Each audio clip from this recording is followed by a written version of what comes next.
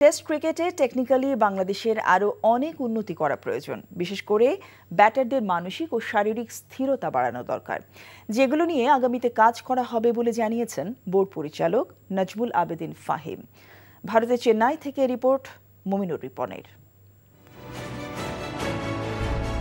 চেন্নাই টেস্টের চতুর্থ দিনের প্রথম সেশনেই ভারতের কাছে 280 রানের বিশাল ব্যবধানে হেরেছে বাংলাদেশ।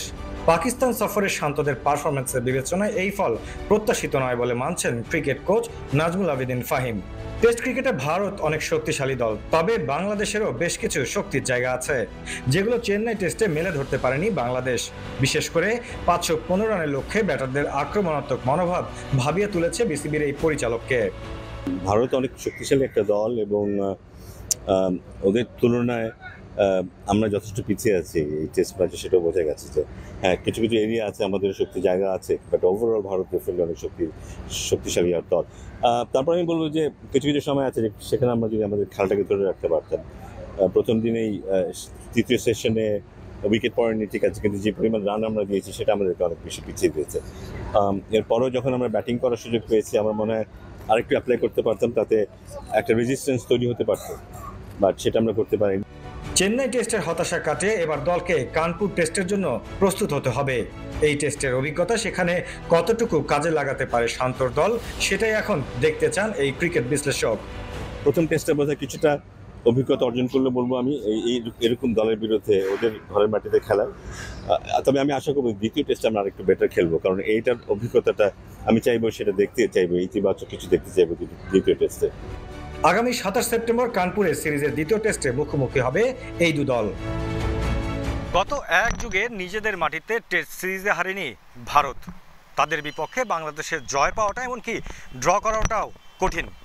তবে 5 সেশন আগেই চেন্নাই টেস্ট পরাজয়ের জন্য ক্রিকেটারদের টেকনিক্যালি মানসিক এবং শারীরিক ঘাটতি দেখছেন ক্রিকেট কোচ, বিশ্লেষক ও বোর্ড পরিচালক Nazmul Abedin Fahim. Mominur Ripon, NTV news, Chidambaram stadium, Chennai, Bharat.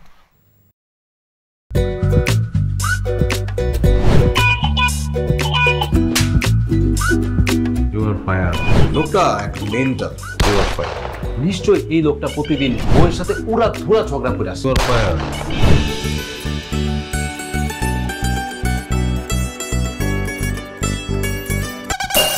এটা কি? হ্যাঁ, এটা কি পেঁপের জুস নাকি ভাতের মার? করলার জুস আবার কেন? কালকে কেন? ডাক্তার তোমাকে 3 বেলা খেতে বলছে, আমি সেখানে 1 বেলা দিচ্ছি, 3 বেলা করে দিব। আমার অপরাধটা কি ছিল? কি অন্যায় করছিলাম আমি? এরকম চিৎকার চেঁচামেচি করলে সোজা দারুণ রুমে পাঠিয়ে দিব। খুবই সুন্দর লাগছে। ওটা আমি না, ওটা প্রমা। আসসালামু আলাইকুম দুলা ভাই, কেমন আছেন? ডার্লিং আসো, তাড়াতাড়ি আসো। আমার একমাত্র শালি প্রথম বাসায় আসছে। দুলা ভাইকে ভালোবাসিস? জানি না ভালোবাসে কিনা। মা থ্যাংক ইউ তোমারে, এত সুন্দর এত ভালো একটা বউ জুটায় দেওয়ার জন্য। তুমি এমন সুন্দর, যে কোনো ছেলে তোমাকে একবার দেখলেই প্রেমে পড়ে যাবে। কি ডার্লিং, কফি খাওয়া? আসো ডার্লিং, একসঙ্গে কাজ করি। ও